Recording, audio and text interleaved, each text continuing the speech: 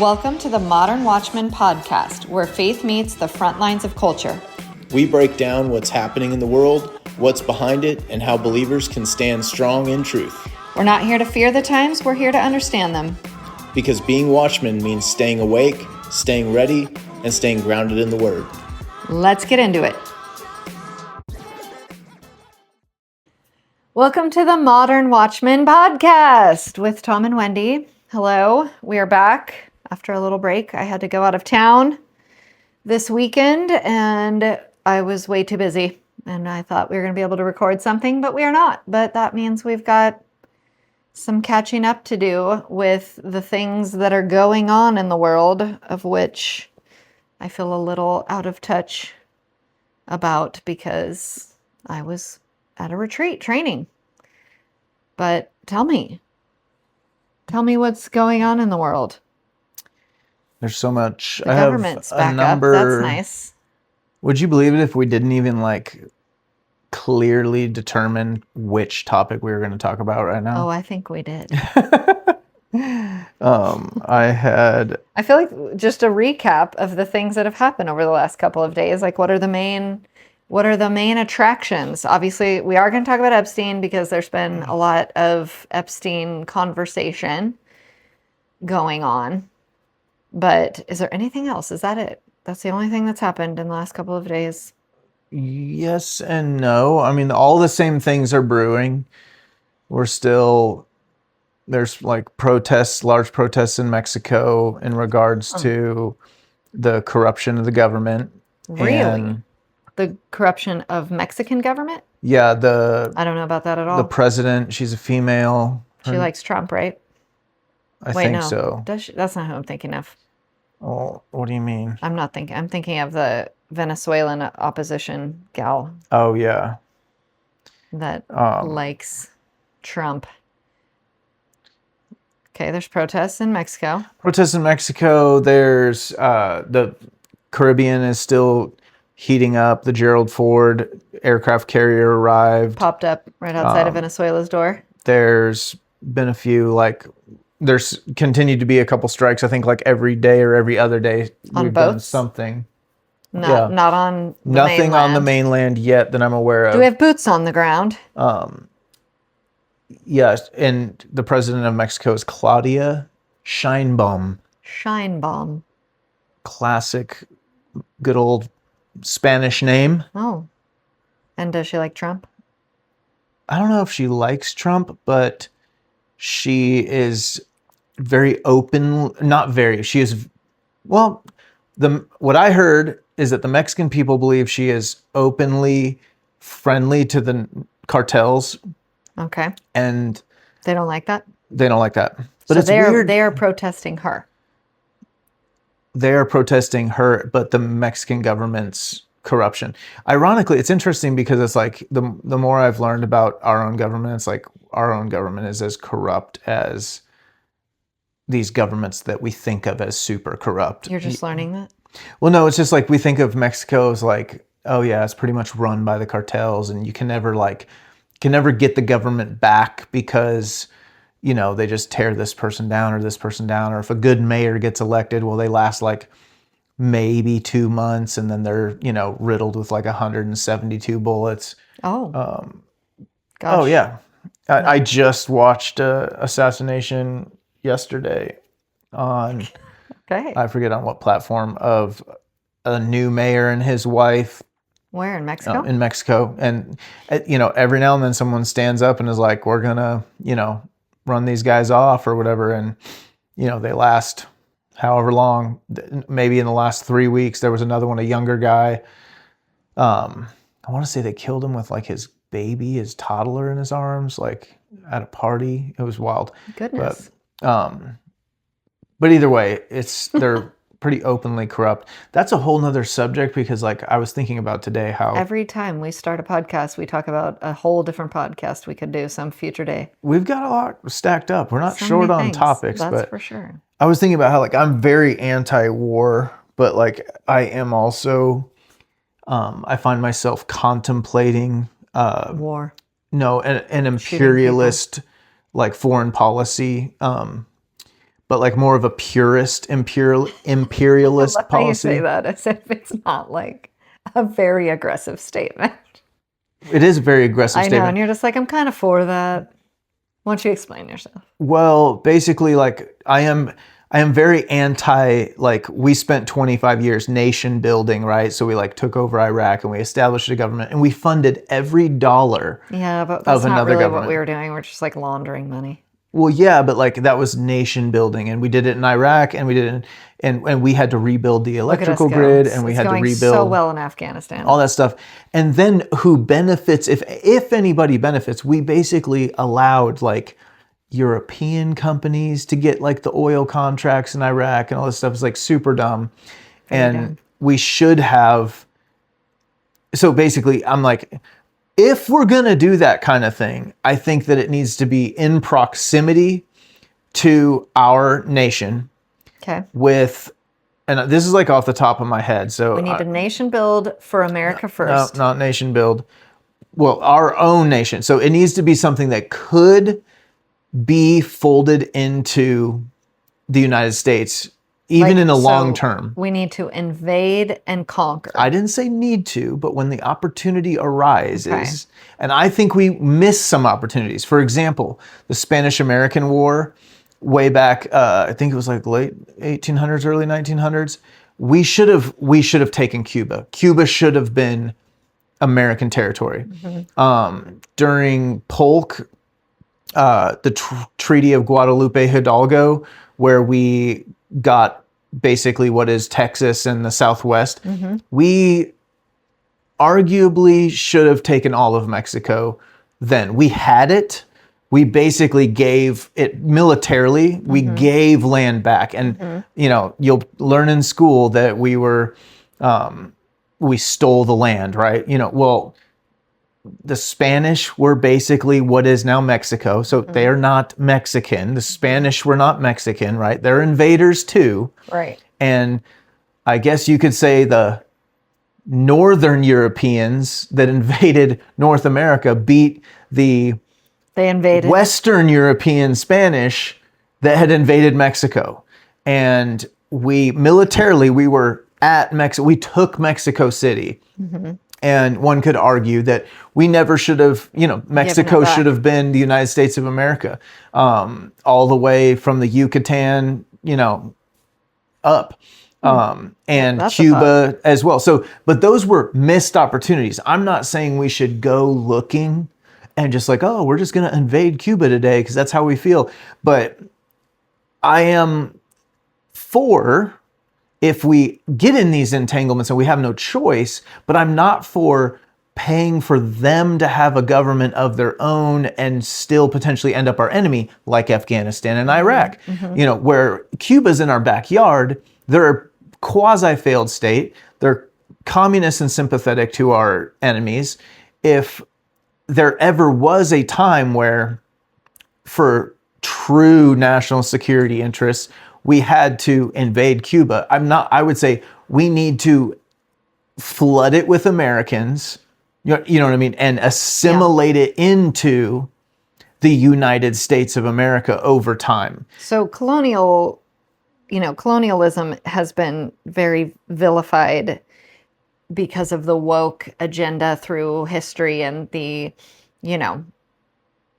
the way that we're trying to reframe everything as America's the worst or the West is the worst. Because, you know, it's not just America. It's like the Western culture. But there's a reason why Western countries, at least were, if not are, first world, like absolutely thriving and dominating on every measurable metric. It is because colonization brings stability and wealth and civilization and laws and, you know, all of those things that typically aren't there before. If you look at the history of colonization, we're, you know, well, again, it's usually vilified. So what I say that to say, if there was some sort of a colonization of Cuba, it would actually end up, benefiting the Cuban people. It depends on who you ask. Well, of course. And I'm willing to say that's not my point. Okay. I guess I'm not asking for the opinions of everyone involved in this case. And I know that's a brutal way of saying it, That but is like, a brutal way. but that is the nature of these discussions. But I would differentiate, like in my case, and I'm not sure, colonialism to me is far away and not like contiguous with your nation. Okay. Like when when England, Great Britain colonized India, I mean, there'll never be, similar culture. Yeah, exactly. So you're actually occupying a foreign culture, foreign land, all that stuff. And that's what I would say is like doomed. There is riches to extract. Yeah, you know what I mean? You're Like essentially that's extorting a culture for your gain. Exactly. Okay. And I'm actually not for that. Right. That's what I was trying to articulate. What you're saying, the colonization you're speaking of would be generally positive. It's more empire building. Yeah. But it's not empire building in the faraway lands. And it's not opportunistic just in like, oh, well, we just want to invade our neighbors. That's not, but like we had legitimate like moments in time where, like we flatly beat the Spanish in the Spanish-American War. And they basically had to, we got the Philippines. Well, we should have gotten Cuba. You know what I mean? Like, I don't really care. And I understand why they got the Philippines strategically, blah, blah, blah, whatever. And that's all well and good. But like that was an opportunity where it's like Cuba's 80 miles off the coast. Look at some of the challenges they caused us later on when they allied with, nuclear superpowers that were against us in the Cold War, blah, blah, blah. It's like we could use more Caribbean farmland. We could use more, and again, I'm not saying that I am for this today, but I actually think there's reasonable arguments to make for not nation building far away, but expanding America and American values. And remember, the thing is it does have to be like you. And again, I'm being very black and white and blunt and direct. And this is not always like this episode's comfortable be like conversation, but you don't. It has to become America. The occupants, and I'm going to use Cuba as the example, will not just become American. You will have to like bring and incentivize American businesses and Americans to come in, and it would remain a territory for, it could be 50 years, it might never become a state, but we've had, Hawaii was a U.S. territory, eventually became a state. Puerto Rico's U.S. territory, still a U.S. territory. There is a process for these things, but like I just think we absolutely should have had the strategic dominance and the economic dominance of Cuba when we took it over. You know what I mean? And and how that might have been, different for us, today or whatever. And we may find ourselves someday in a similar situation. And I'm just kind of, I was thinking through some of those things today. We were also talking about like before the like Haiti or Dominican Republic as being just absolutely on the struggle bus as countries. Right. Like, would only benefit from the almost anything. Yeah, from the insertion specifically of Haiti, American culture, American business, American wealth, American, it would only benefit the citizens there. Again, you could make an argument against me for sure, saying, but that is a really, really good example. Making them give up their, we have talked, third world, mind you, ties. it is a failed state. Yeah. Like there is no function to the government. It's crime ridden. It's more chaos than it is, it's survival there. And so, yes. And again, I'm not advocating directly for this foreign policy right now, but like, it's an interesting thing to talk about. It is an interesting thing to talk about. But it's one of those things like, I'm not send peacekeepers in and like, let's spend a bunch of wealth and blood potentially to give them another shot at it. No. Your shot's been shot. We're taking over now. But here's the good news. We're bringing American companies in. We're going to bring American agricultural industry in. Y'all are going to be eating and thriving, and there will be peace and stability and security, and you know what I mean? And that's actually not always a bad thing. I don't think we should go throwing our weight around and just picking a new country next week or anything like that. But there are times and places where it's like, yeah, but we're not going to do it just for the betterment of like, oh yeah, they can still keep their government, but we'll give contracts out to Halliburton or to BP Oil or to Shell. No. This is going to be folded in. It's going to be a tax base. You know what I mean? Like it's going to be America, or I'm not interested.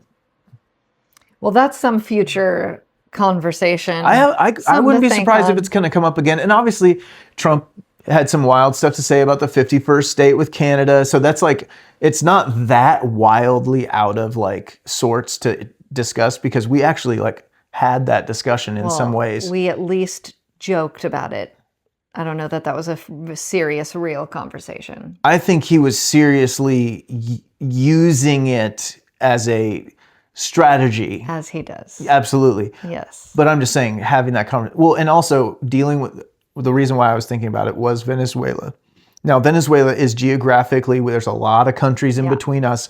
Not so much thinking about that, but I was thinking about the ramifications today of having a quasi-failed state south of our border in Mexico, where it's absolutely corrupt, and we have a 1,000-mile border it's been a huge problem for us in so many ways. Drugs, terrorism, disease, trafficking, and human trafficking and immigration, all these things. And it's like, man, we could have sealed that all the way down to like Panama. And had a teeny little border. And a little like 40-mile border. 6 guys assigned to the border. And I mean, again, this is what my brain does sometimes. That's interesting. Well, that's not what we're going to talk about today, now that we're done talking about that for 7 Okay, minutes. we're done. That was good though. I enjoyed it. That's good. Yeah, I'm glad you enjoyed that. Thanks for We have been sharing having some heated conversations about... Wendy's getting real heated. It's just me.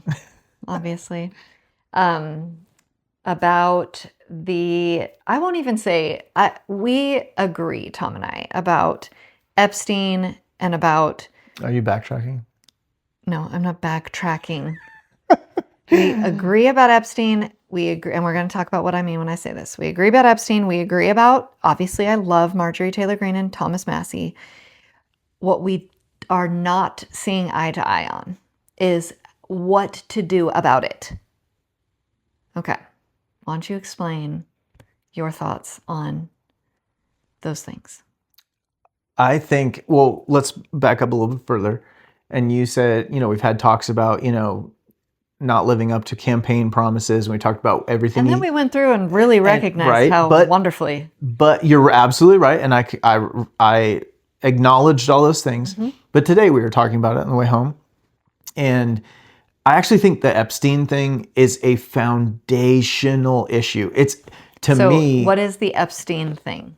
So for those of you who don't know, Jeffrey Epstein, who killed himself allegedly in prison. Got unalived. He got unalived. Somehow. Was arrested because he was trafficking underage people to all the places. The wealthy, powerful people. Mm-hmm. And let's talk about how the narrative in the mainstream versus what I would say the conspiracy, the reality of what it was. Yes, that's what I'm going to call it. Yep. So in the mainstream, we hear a lot of talk about like the rich and powerful people that are pedophiles because they went to Jeffrey Epstein's island and, did whatever that they shouldn't have done. And then we hear a little bit about blackmail and stuff like that. But what I would say is this is how it, if you aren't thinking about it this way, I would ask you to consider thinking about it this way. Is that constructive enough? I would say that Jeffrey Epstein was just like an operational manager of a sexual blackmail operation that was at a nation state level. Like, it wasn't him and his buddies doing it. This was coordinated by, more than likely, I was like, just go on and say United States intelligence and Israeli intelligence. So what you're saying is Epstein was just He was a pawn spy. in the larger game. A lot of people think he's the guy. He was more than a pawn. No doubt he was more than a pawn. But he's not the top of the food chain. The important thing is, like, everyone's getting hung up on, and it is so egregious. I do not want to minimize it. It is so egregious to sexually exploit children. It is heinous. Of course. But there is another level to this, because that's bad enough. But imagine how bad people are if they're willing to use the sexual exploitation of children in order to blackmail powerful people to subvert the sovereignty of a nation. And this comes together because we're also having a conversation right now about, for those of you who aren't familiar, like AIPAC and Israeli influence in the United States. What is AIPAC? AIPAC is like the American-Israeli something, but it's basically the PAC. Israeli Political Action. PAC something, okay? Committee? Yeah, Political Action Committee. But it's basically it is Americans that lobby for Israel, because if they were Israelis that are lobbying for Israeli, they'd have to register as foreign agents. But the ironic thing is these Israeli Americans are all mostly have dual citizenship, which where I come from, you get to have one citizenship. You have one. You come from America, and that's in where America, I come from. You can have more than one citizenship. Well, and that's why I was. Where Tom comes from. I don't. If you tell me you have. Your loyalty should be to one country. Your loyalty should be to one country, and I don't think of you as much of an American if you have a back door you can run to. If that makes sense. Yes. I'm all in. Yeah, you're not all in. My ship sinks or does not sink on America. Like, that's it. So it matters, I think, to a lot of us. Mm-hmm. So anyhow, AIPAC is also been in the mainstream discussion here about how much influence and is our government, are our representatives compromised? We're sending all this money to Israel. Mm-hmm. And I'm not even saying this with opinion. I'm saying these are the discussions that are happening out there in the world.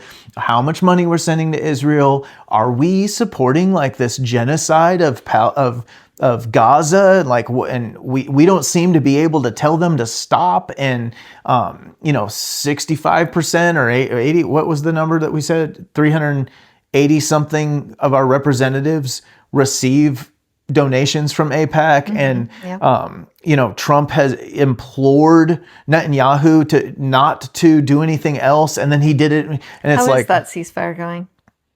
I believe it's about the same. What does that mean? It's like it's the media is calling it a ceasefire and Israel's doing whatever they need to do. Only Israel, not Hamas? Israel is, in fairness, Israel's much more noticeable. Hamas doesn't have much to do. And honestly, I do think at this point it is more Israel because Hamas has just been destroyed. But when Israel still drops one more, bomb or shoots a few people running across the street, I believe Israel truly has shifted into, I don't know if extermination is too strong of a word, but a absolute area denial of certain parts. They're just making it very difficult for people there. So how do you, this is a tangent. Can I finish that before we tangent?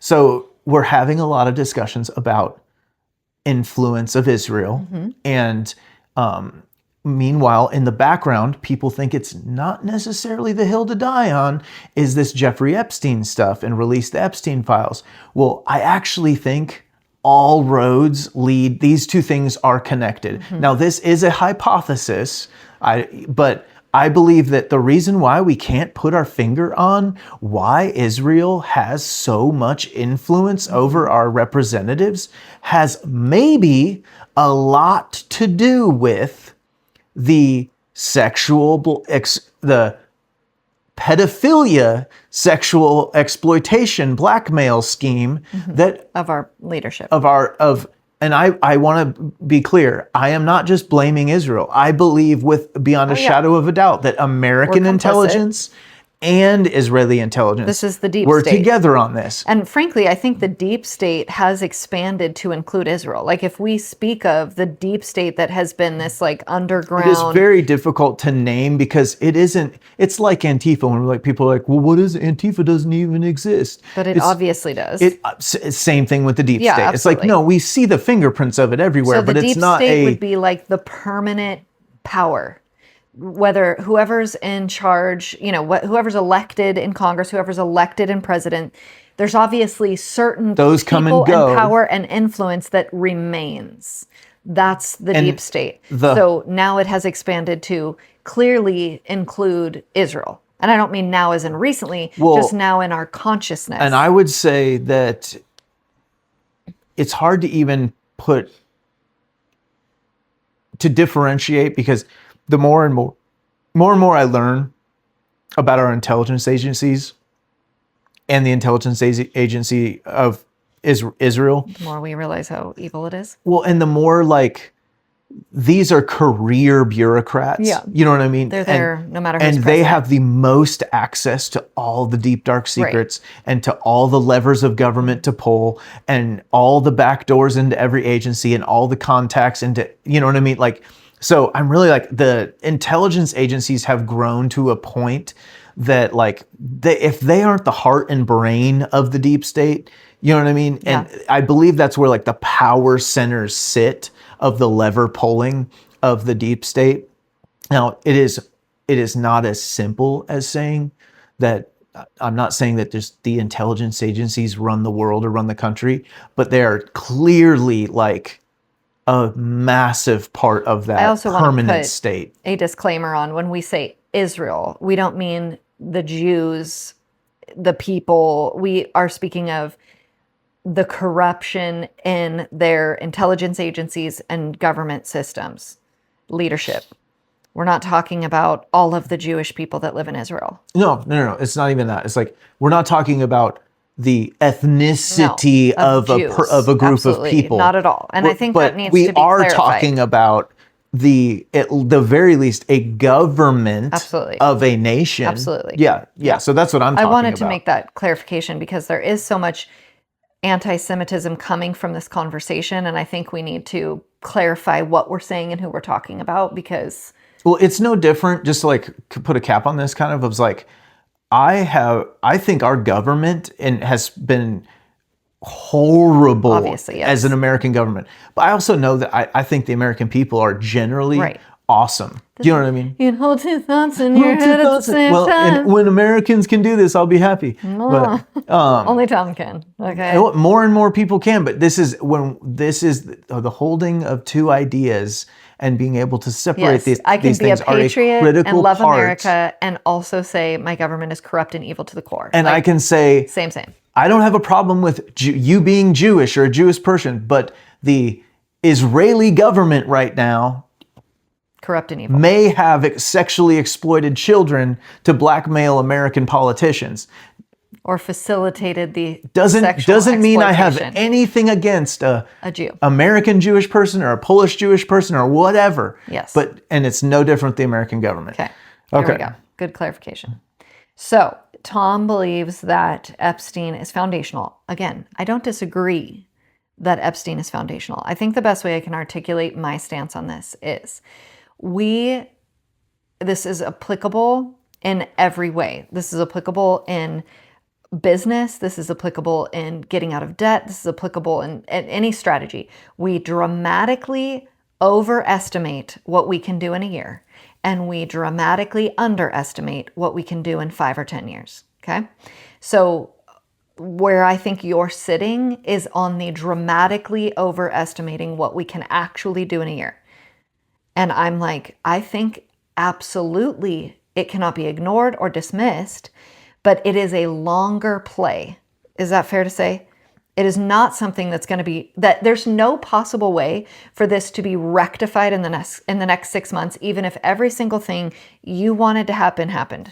Well, hold on. You asked me earlier, what would I want Trump to do differently than he has? Sure.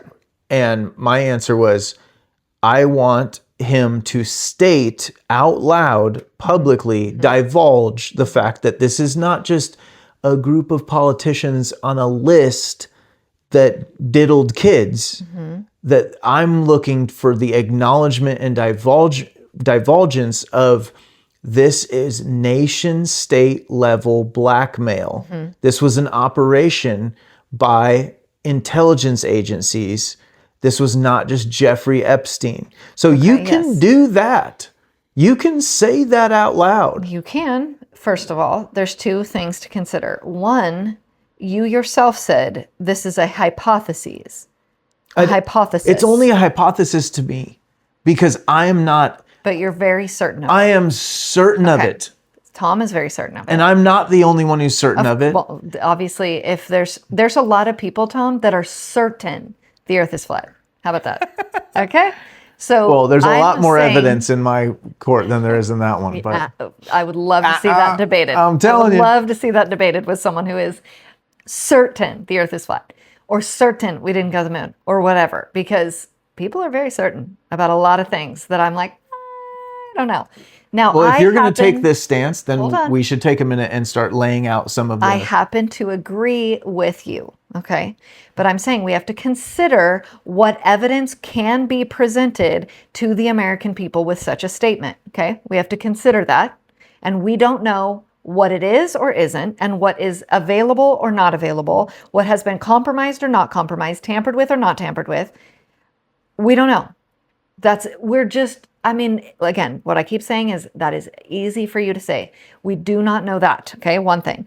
The other thing is, and maybe you guys can weigh in on this one, what could possibly be the myriad of consequences that could come out of a statement accusing a nation state that is our current ally of orchestrating something as evil and corrupt and vile as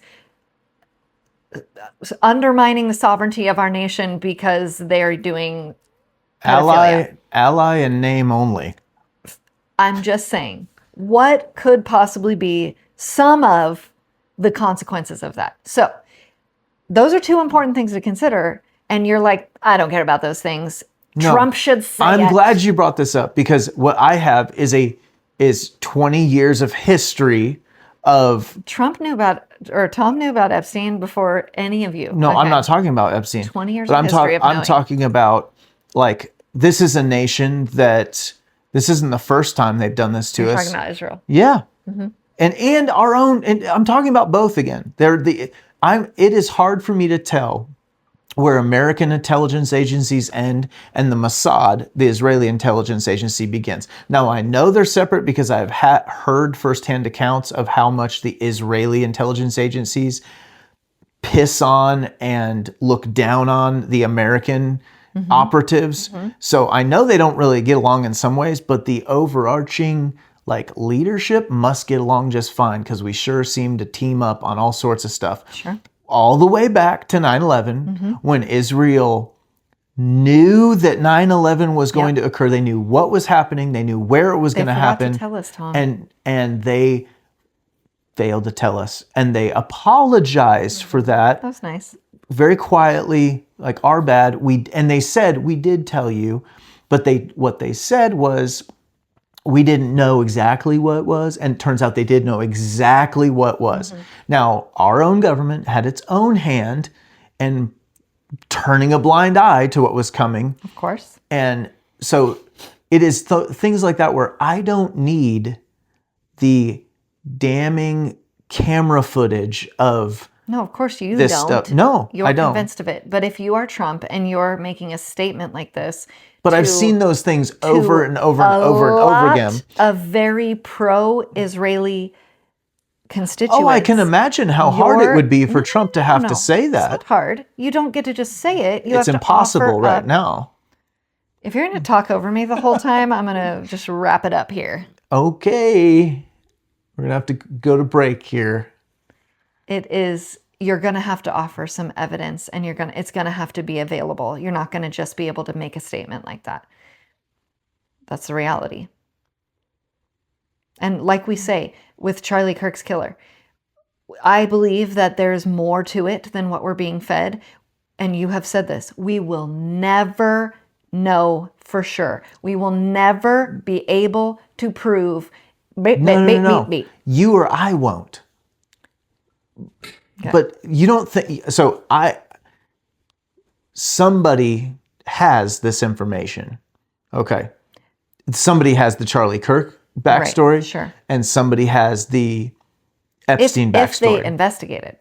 They might have suspicions and not investigate it no, on purpose. If it was a inside job, sure. so to speak, there is evidence. All right. Okay. And what I'm not seeing you're saying that it's like we have to be able to prove it. And I'm saying no. You have to it's a lack of will. Evidence. It's a lack of desire. You have to offer that evidence.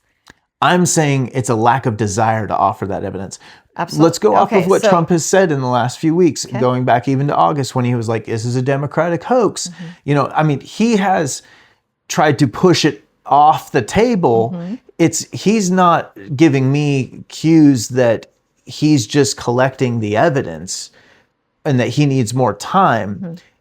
I'm seeing that he's called it a Democratic hoax and tried to make it go away. He claimed we had released all the files when he hadn't released anything new. Mm-hmm. And he's now attacking and primarying the two congressional representatives who are pressing the issue.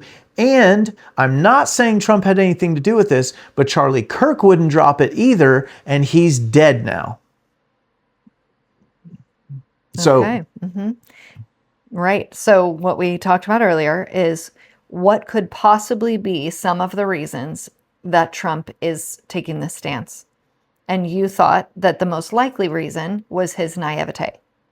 I actually think, which is actually kind of a simple explanation. Sure. He just doesn't understand how big of an issue it is. I believe it or not, yes. I don't think, and I'd have to make that whole explanation that he thinks it is breeze overable. Either because do you think he doesn't think there's evidence that exists? He doesn't actually believe there's this big conspiracy? And again, I we don't can know. only speculate. I was going to say that to me is but more. But you said that is what you felt was the most likely scenario.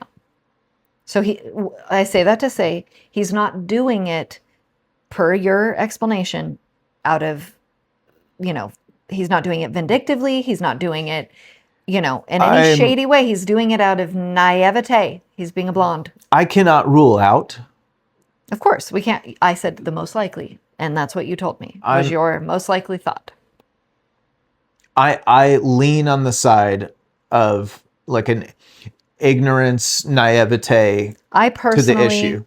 Do not think for 1 second that Trump is on or involved in any of these documents. I don't think he is saving face or trying to cover up something he did, because the Democrats had every piece of power for the last 4 years, and they did everything they possibly could to literally kill him. So I think if there was evidence, it would have already been put forth. I think we can stop having this conversation evidence about Trump. Trump was one of these people. It has been captured in any way by this particular scenario of pedophilia. I agree with that. Okay. Generally, so yes. He is not operating out of his own cover-up, like for himself personally, and he is likely doing this out of naivete. Okay? Let's operate off that premise for a second. Okay. Okay. So what I have put forth to you, my husband, is the way that you are going about educating, because we'd obviously started this podcast with the goal and mindset of we do want people to be more educated about these things. We do want people to know what's going on. I think it's critically important because we need to be, in the very least, we need to be educated voters, but more than that, we need to be accountability for our representatives. Is that fair as to why we started this podcast? Yeah. And, sure. and activate the church specifically. Like we're primarily, as Christians, recognizing that the only heart change, the only chance we have to reference a different podcast we've already done is an appeal to heaven, is to be more faith-filled, more Holy Spirit-led, and more convicted into action. That's what we're doing here as the modern watchman, which has biblical implications. Yes? Yeah. Okay. Okay. I want to equip people with like actions they can take as well. Yes. Agree. So what I see you doing with these issues is tearing down and being destructive of an important coalition when you are operating under the premise, per your own confession, that Trump is likely, maybe not for sure, but likely doing this out of naivete and not doing it to cover up his own dirty deeds, right? So my question to you is, what is our responsibility, yours and mine and others like us, to the American public? Is it to tear down the best thing we have going that is not perfect by any stretch? I'm not claiming that Trump is perfect or this administration has been perfect. I will say that I do believe he and they are the most American first administration we have had, maybe ever, but certainly in the last 100 years. Okay. Now, again, they fall very short of what we 50 maybe would want. Who do you think is more America first in the last 100 I'm years? being a little, I don't think it's necessarily that far back, but I would say in this 50 century. years was not, that was like, Nixon was pretty pro-American first. okay. Ronald that's Reagan fair. was pretty pro-American first. So I'm just saying, Okay. yeah, I'll I give it to mean, you. whatever. But In our lifetime, in our generation. since 2000, in this century, it's a long time. That's I mean, not, it's we've been 25 years. struggling. It's been longer than that. We've been struggling as a The end nation. of the 90s were not great, but okay. Well, they were Let's great just for say, America. He has been our greatest chance at rectifying what has been so terribly, terribly broken. Going back to the idea that we underestimate what we can do in a year and we overestimate what we can do in 5 to 10 years, we are tearing down something that we need to be directing positive change towards. That is my argument to you, is instead of, because I asked you, and I think it was an honest answer, but I think it revealed exactly what I'm saying.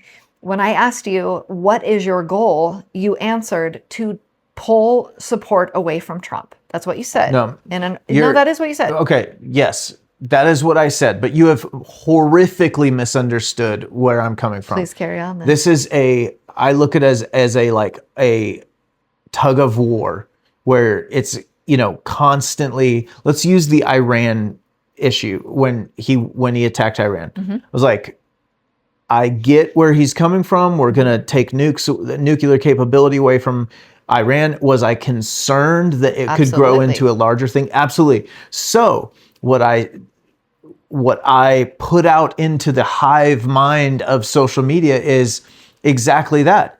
I am absolutely not for a drawn out conflict of any kind with Iran. Do not cross that line. Okay, great job, President Trump. You did what you decided to do, but you did not get us into a war. Now, I would do the... Did you put the second part on social media? Yes. I'm going to go check the receipts on that one. And the same thing with Venezuela. And we've talked about this on the podcast if you've listened. Hey, the drug problem is an issue. I am for addressing that. I am absolutely opposed to getting into a drawn out conflict of jungle warfare in Venezuela for what? So this is, again, you can hold two ideas, and it's a constant pull and press with, we should always be at odds with our elected officials. We should always be pressing them to what we want them to do and pulling them back from what we don't want them to do. And it's a constant nonstop. It is Absolutely. never a blank check. That guy's so good. They'll screw you every time when you just go, oh, he's a good one. Don't You know, misunderstand me. I'm not saying we need to praise everything he's doing. so Absolutely. that is what I'm talking. So yes, if you turn on Thomas Massey and Marjorie Taylor Greene, I'm going to push back and say, what is wrong with you? So what is your goal in doing that? To get and to join the many other people who are chorusing that voice, Right. and to add to it, to make that voice loud enough, say, Trump, President Trump, you don't want to do this. Like you've made a mistake. Or if you really intend to do this, like this is a line in the sand. I won't continue support if the truly most America first representatives are the ones you're singling out, then you're not for me. It would be stupid and cultish for me to continue to ride that bandwagon. Now, I think the way it'll actually work out is that if we speak up like that, but it has to be, it can't be a soft, gentle, I'm not in favor of this, sir. No, it has to be like, this is the line in the sand. I don't go any farther with you if this is the trail you want to ride on. And so, yeah, I'm very direct about it. I'm very loud. And you are screaming into the algorithm, hoping the algorithm finds Trump. That's what you're doing? Well, that is a whole nother element, that the way that I believe this stuff works. And actually, I know the way it works. It's just that at the highest echelons of like,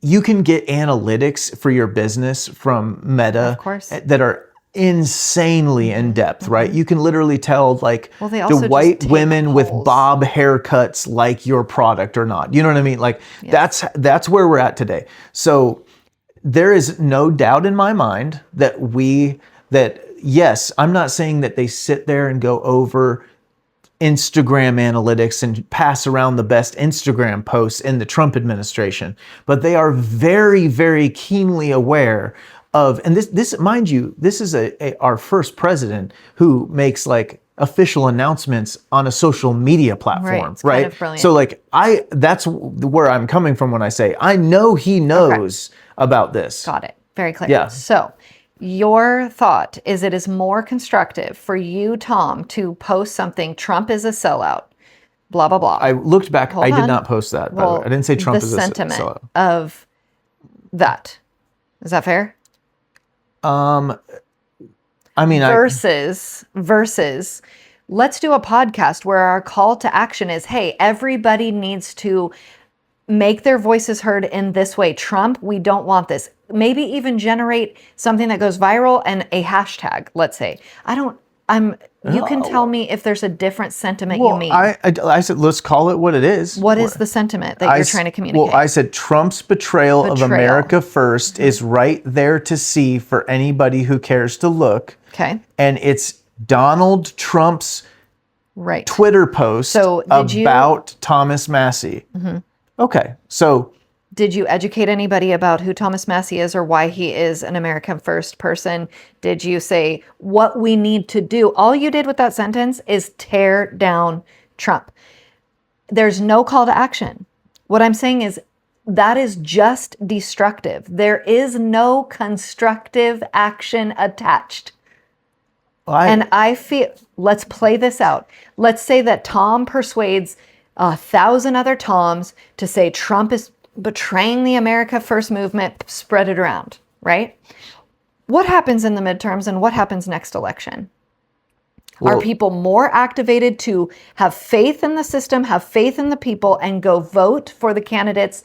Or do they get blackpilled and just go, freaking never mind? Everybody's a sellout. Trump ended up being a sellout. He's betraying us. I'm over it. Done. I mean, we either activate people towards constructive action, which may be voting for a primary candidate against one of these sellout congresspeople. Absolutely. It might be if Vance is the guy or if there's a different guy for president next year, but it is not discourage people and make them think that the guy that we all thought was going to save us is just selling us out so fast. I won't contribute to keeping people thinking a lie. You're for 1 minute. mishearing me. Also, I'm not saying Well, don't say anything, and I'm not saying he's either doing this to the America First movement or he's not. Like what my statement was is, and it's clear as day. Again, I don't need to defend. Like I'm not saying you need to praise anything he's doing. I'm saying there is a way to just tear down, and there is a way to call someone to account and add in what we collectively Christians need to be doing right now is X. And maybe that is everybody needs to post on social and say, Trump, we disagree with this move. Or, like I said, start a hashtag or some sort of constructive movement that is going, because I do believe that Trump actually listens and does what his constituents, I mean, we've seen that. We've seen him move. We've seen Trump 2.0 is very different than Trump 1.0. And I believe that is because of what he gathered from He's the very people. good at doing it in the macro issue level. Sure. He is, I would say, not as good. I'm not saying he's bad. Not as good at it on the issue by issue level. Fair. But fair. Just throwing that out there. It's not necessarily. We have seen evidence that he changes and responds to people. We've seen it 1,000 times. Even the fact that after the New York and Virginia, after these latest election, where everyone's like, our issues are, we're so over you talking about foreign issues. We need affordability here. There's been a direct and specific pivot, and they're like, we hear you. Got it. Okay. Coming back to the game. Like immediately. So it's not like we have a guy that's like, my way, or no, I don't care what you say. That is not the spirit of this administration at all. So we actually do have the ability to redirect and move this administration towards the issues we want. So I don't find it effective to just say, here, he's selling us out. He's betraying America. Betray. I did say betray. I did not say sell out. But that is what I get from that word. Is that he is betraying us and selling us out are similar concepts. I do want Trump to pivot. Okay, great. And me too. At the same time, I see this beyond Trump. And I said to you today in the car that I think that what we're seeing right now is the MAGA Trumpers are becoming the moderates on the right. The MAGA Trumpers used to be the hard right. And what is happening right now is the MAGA movement is becoming the moderate right. Sure. And I look at this like, I don't know, Trump's fair enough to say he's only going to be here 3 more years. You know, whether we want him to or not is not the person in this long game that's going to take us all the way to the finish line. Right. And while I do want him to pivot, I do want him to succeed in leading the America back to greatness. Yes. No doubt. Great. You want him to succeed. That being said, this is bigger than him. Absolutely. And when you talk about the midterms and how is this going to affect Trump in the midterms? No. I didn't say how it's going to affect Trump in the midterms. I said, how's it going to affect us? How's it going to affect us in the midterms? I'll tell you what, I'm looking for, and I don't know if it'll be these midterms, but I'm looking for some America First candidates that are going to show up that are going to be harder right than even Trump. Sure. And so that's actually what I expect. But if we disenfranchise the voter base, what's going to happen in the midterms. And I'm telling you, the voter base is moving right even more. I don't know if the majority of the base is moving as far right as you think yet. They haven't yet. I acknowledge that. Good. But that's where they're going. You're absolutely right. And I think we should encourage that. However, don't throw out the baby with the bathwater here, because if there's not already a candidate poised to run, they're about to miss their opportunity for the midterms. This is very short term. The situation, this again, overestimating what can be accomplished in a year and underestimating what can be accomplished in 5 years. I think it is very likely that 5 years from now, we're going to have a whole slew of amazing candidates to vote for. I do not think that in the midterms, we're going to see all that many. And I agree with you on that. Okay, great. Yeah, I'm glad. That's fair. So we do not need to disenfranchise the base right this second, because hold on, because if we lose the House or the Senate in the midterms, that is Like, what was it all for? We cannot move forward But at all. you're blaming me for calling it out. I'm not blaming you for No, listen to calling it me. out. No, you hold on now, okay? I'm not the one who's disenfranchising The the listeners base. really should be watching the video. Yeah, you got to watch the because video. You It's way think more. we really hate each other, and we're making faces that We're really gonna- diffuse we're the gonna- sound of our voices. We're gonna make out after this. Yeah, Okay. well, we'll probably argue more. Okay? No, we're gonna make out.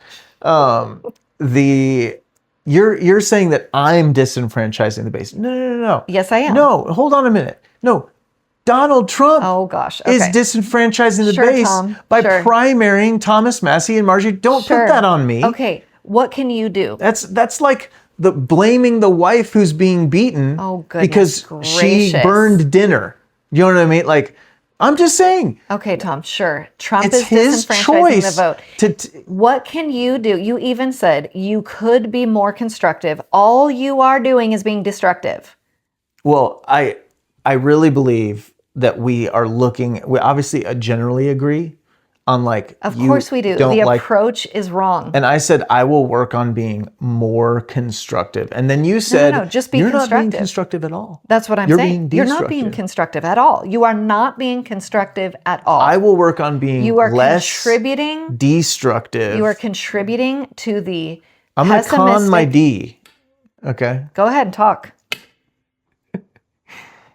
You are contributing to the pessimistic, defeatist, I knew it was all fake rhetoric that is prevalent and which has absolutely drained the bottom out of the Republican Party, the Republican voters, let me say, not even the Republican, the conservative voter base would be first to say, I don't even believe voting matters.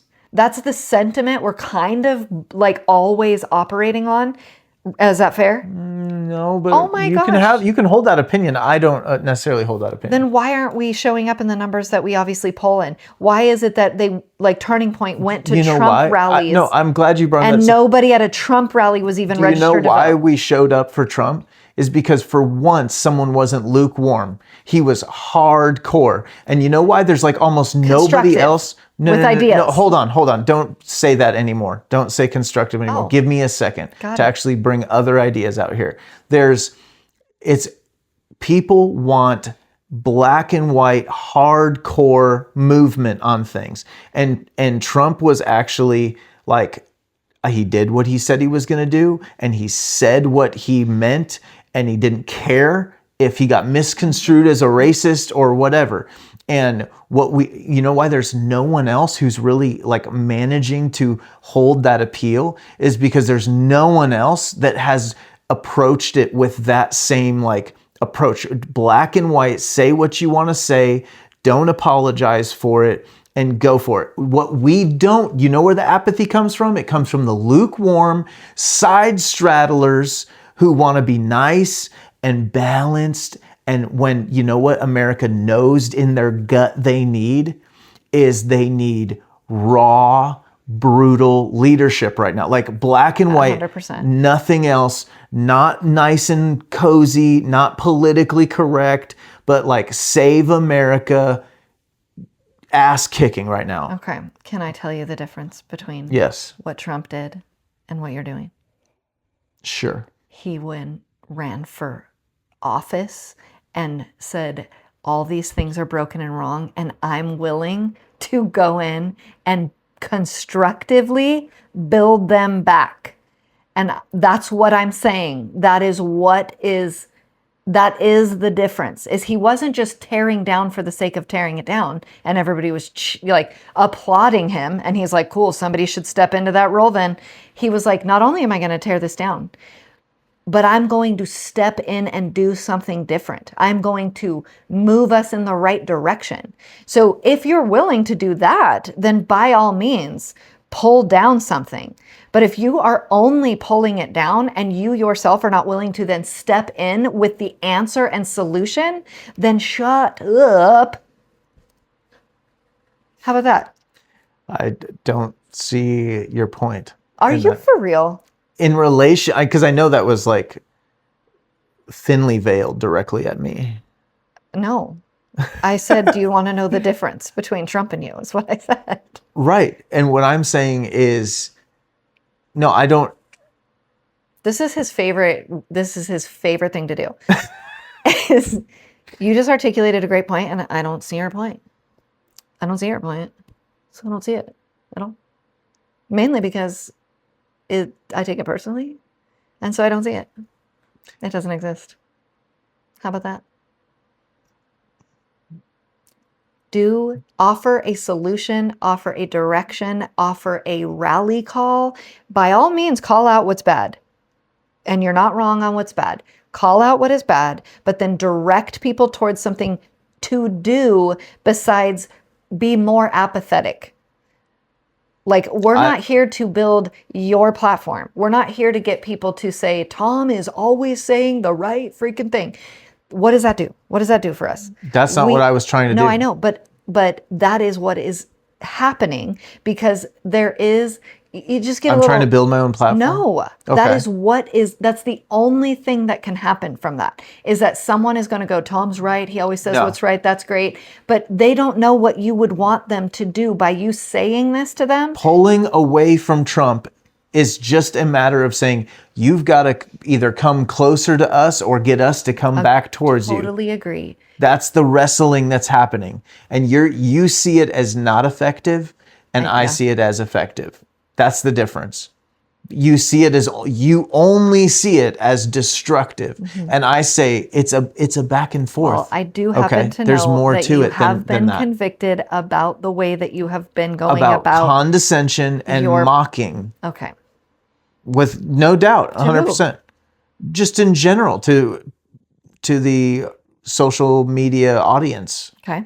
But that post that we're talking about, saying the betrayal of America First is right in front of our eyes, is not condescending and is not mocking. What is it? It only pulls people away. It only pulls people away and discourages.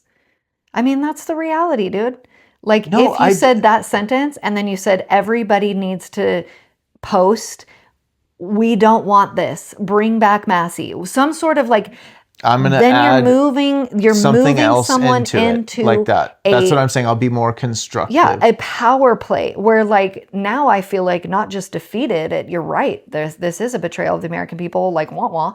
But it is a betrayal. Now there's an action step for me. For me, the audience that Tom is posting to, there is a action step that will move the bar in the direction we want it to go. Move the narrative. Move Trump. Will be moved. He's movable. We've done it before. Everybody tell Donald Trump that you're not America First if you are primarying Marjorie Taylor Greene and Thomas Massey. I think that just as you said it, is constructive. It gives an action step, and it tells somebody what they can do with their feelings of unsettled or I'm pissed or whatever you want to say. It gives them a direction to go that gives them purpose and direction, as opposed to everybody just defeat. Tell Donald Trump that is my whole point, that he has betrayed America First if he is primarying Thomas Massey and Marjorie Taylor Greene. I hope everybody does that. I think that would be significant and important. I really do. Again, it's not that I disagree with what you're saying. I know you don't. But what you just said is actually, that's what's wrong with that? Why can't you say that? That's just not what I said, but I'm gonna. That's what I said early on. This is gonna have to end in a honey, you are right. Okay. No. You saying that you're going to do it more constructively next time is I'm right. It's not. No, that's what I meant. Me saying you. That's what I meant. Is I'm telling our audience this is going to have to end in a. Oh my gosh. Honey, you are right. I have to be more constructive. That is the only thing I'm interested in doing with this podcast and with this platform and with any of that, is to actually do something effective and constructive and God honoring.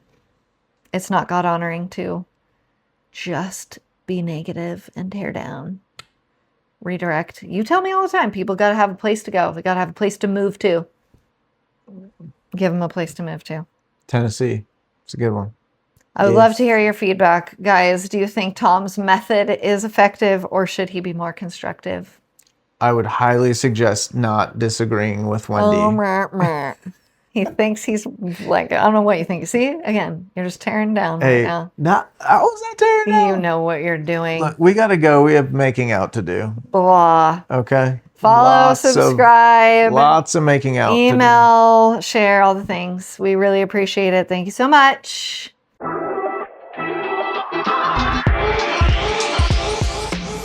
Thanks for joining us on the Modern Watchman podcast. Remember, truth isn't just something we believe, it's something we live out every day. Stay alert, stay discerning, and don't lose sight of the hope we have in Christ. Until next time, Be watchmen.